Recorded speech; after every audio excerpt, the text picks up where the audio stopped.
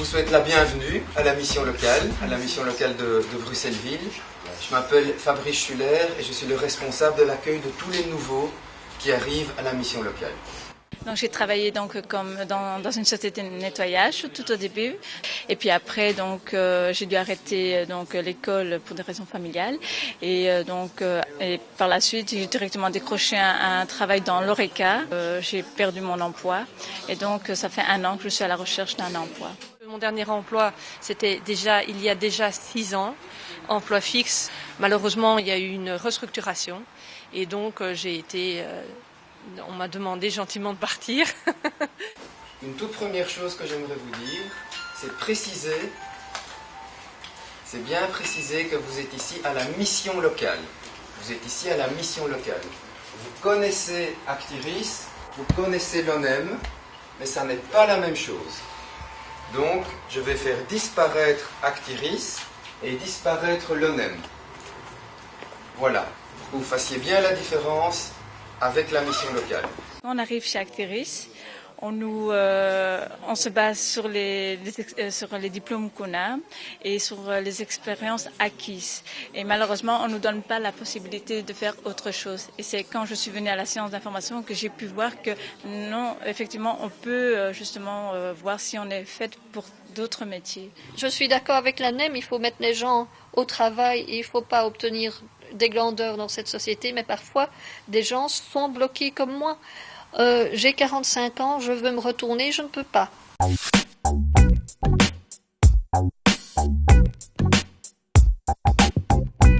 En général, on reçoit entre 25 et 45 personnes et on en inscrit beaucoup plus. Donc, il y avait 65 personnes inscrites et sur les 65 personnes inscrites, seules 29 se sont présentées.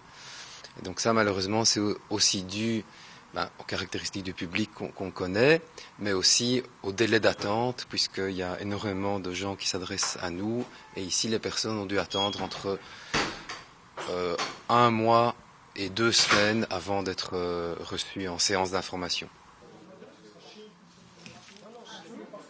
Si on compte qu'on a, nous, à la RAE, en moyenne 6 à 7 entretiens par jour, eh bien, à la fin de la semaine, ça nous fait une trentaine de chercheurs d'emploi, soit différents, soit qui reviennent parce qu'ils ont un rendez-vous dans le courant de la semaine. On les a vus le lundi, on les revoit le vendredi parce qu'on a une plage horaire de disponible. On leur explique ce qu'on va faire avec elles, comment on voit les choses, on leur explique les différents services qu'on leur offre. Et là, il y a tout, ça va du bilan, passant par la lettre, le CV, la technique du téléphone, la préparation de l'entretien d'embauche, le ciblage surtout, qui est important, parce que les gens ne savent pas cibler les employeurs correctement.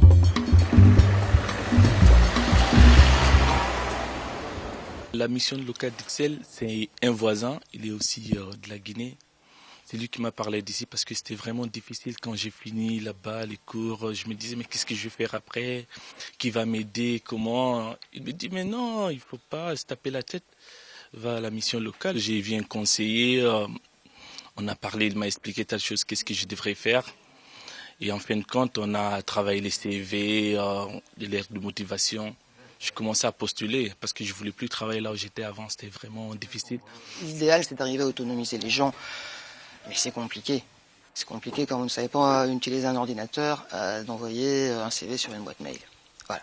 Donc il y a toutes ces choses-là que l'on fait au quotidien, mais on est parfois un peu dépassé et on n'arrive pas à suivre. Surtout qu'il y a maintenant un public qui est très contraint, qui vient avec le plan d'accompagnement des chômeurs. Donc là c'est aussi compliqué. Ce sont parfois des gens qui vont chercher mais qui se sont découragés au bout d'un moment.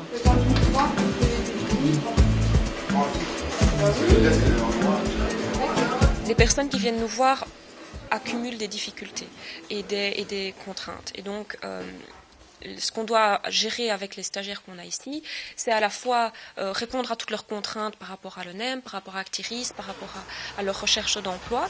Et en dehors de ça, ce sont des personnes qui vont facilement avoir des soucis de surendettement, de logement insalubre, de difficultés avec des propriétaires qui ne sont pas du tout respectueux de leurs droits, des difficultés aussi à avoir une crèche pour les enfants. Elle dit que comme j'ai 3 enfants, c'est difficile. Elle me dit comment tu vas faire avec les enfants, qui va chercher et tout ça. Je pense que c'est une excuse parce que les enfants, quand on a envie de travailler, les enfants, c'est pas une excuse.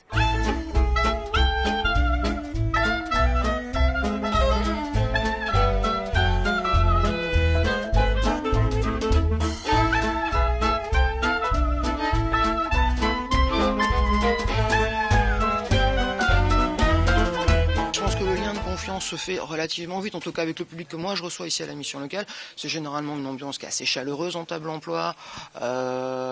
Des fois ça rigole, des fois c'est un peu café du commerce. Ça fait aussi partie de ce que j'aime, moi, c'est d'y mettre aussi un peu de convivialité. Ils m'ont donné quelque chose qu'on appelle le courage, comment chercher du travail. Et comme ils m'ont aidé à faire ça, dès que j'ai postulé là où je travaille maintenant, franchement, ça a été vraiment facile. Malgré, il y avait beaucoup de gens qui ont postulé, mais j'ai trouvé ici, c'était vraiment une bonne pointe qu'ils m'ont fait, un coup de pouce. Ça m'a apporté comme outil de plus me connaître, parce que pour chercher de l'emploi, il faut avant tout se connaître vraiment soi-même, ses attentes. Sinon, on cherche un peu en vrac tous les boulots qui sont bons à prendre pour payer le loyer et des choses, etc. Ce qu'on souhaite, c'est être au plus proche du public qui vient nous trouver ici. On ne veut absolument pas participer à des processus de contrôle. On voudrait vraiment pouvoir créer des choses tenables à long terme et un accompagnement humain. Bonjour. Bonjour. Bien, installez-vous. Je suis Stéphane Massin de l'AOP. D'accord. C'est Nathalie qui vous envoie. C'est Nathalie qui m'envoie, oui. Est-ce qu'on peut se voir en fin d'après-midi après votre atelier? C'est possible que vous restiez un petit peu? D'accord. Alors on fera ça, on en discutera à deux, on s'entraînera pour... on va essayer d'envisager les questions qu'on va vous poser, les tests qu'on va vous faire passer. Ok, merci. Ça va? De rien. À tout à l'heure à 16h30 alors. Okay.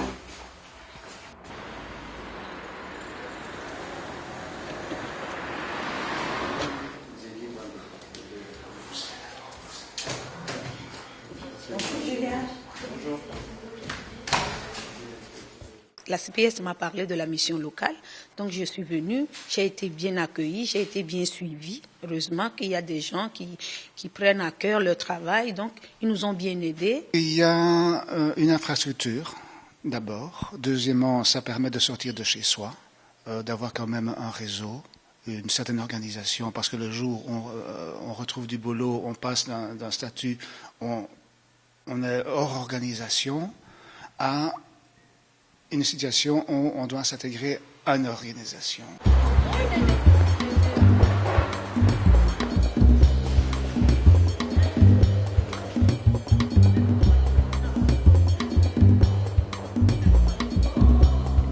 On nous demande de faire tout un accompagnement avec les personnes, mais l'accompagnement, il faut qu'il soit cohérent. Et dans le cadre de cette cohérence-là, on ne sent pas très bien en amont les acteurs qui comprennent tout ça. Et ils les envoient en leur disant vous devez trouver un travail et point, peu importe lequel. Mais nous, on sait que quand on a des contacts avec les chercheurs d'emploi, avec les employeurs, pardon, on sait très bien qu'un employeur ne va pas prendre un candidat qui lui dit je veux n'importe quoi. J'ai un peu peur aussi de l'ONEM, je vais le dire, puisqu'on a des contrôles réguliers de l'ONEM et qu'on va en avoir un prochainement. Or, je fais des recherches, or je suis active, or je montre ma volonté de trouver du travail. Je ne suis pas à la maison dans mon fauteuil, quoi. Après une certaine période de recherche, l'angoisse est telle que ça devient très difficile à surmonter et ça devient très difficile à masquer aussi face à un employeur qui vous reçoit en entretien. C'est très difficile quand on est dans une situation de précarité, de pauvreté, d'angoisse de perdre ses droits. C'est très difficile d'arriver à se défendre face à un employeur, d'arriver encore à prouver sereinement ce qu'on vaut, ce qu'on peut faire, etc. Et puis, c'est très dévalorisant comme période de vie aussi, très souvent, parce que les gens cherchent pendant X temps, n'ont jamais de réponse, ne sont pas engagés. Donc, la dévalorisation arrive très vite. Le NEM, c'est comme un bâton derrière nous, c'est comme des persécuteurs, mais ils doivent faire leur boulot. C'est vrai qu'il y a des gens qui ne veulent vraiment pas travailler. Mais dans tout ça, là, ils doivent voir si les gens sont suivis réellement. Ils doivent demander, par exemple, à la CPS, à Arctiris, à la mission locale, de voir ceux qui vraiment sont dans la recherche pour ne pas pénaliser tout le monde, mettre tout le monde dans le même sac, quoi. En fait, Actiris nous veut absolument qu'on travaille, mais ce qu'ils regardent pas, c'est que c'est pas facile, quoi. La vie c'est pas facile de trouver. Moi, je pensais au départ, que j'ai perdu mon emploi et que je me suis dit avec les expériences que j'ai acquises, je vais facilement trouver du travail. Mais il y a trop de demandeurs d'emploi, quoi. On est plus que, il y a plus de demandeurs d'emploi que de travail, quoi. On a tous les outils qu'il faut pour la recherche d'emploi. Donc, il faut créer de l'emploi, il faut nous donner du boulot, mais il n'y a pas. Il n'y a pas, et puis il faut que les employeurs soient un peu flexibles pour nous laisser travailler, quoi, pour ne pas demander trop d'expérience non plus. Sinon, on ne pourra pas trouver du boulot, nous autres. Sinon, tout le temps, tu vas faire réinsertion. Combien de métiers une personne va apprendre avant de trouver le boulot?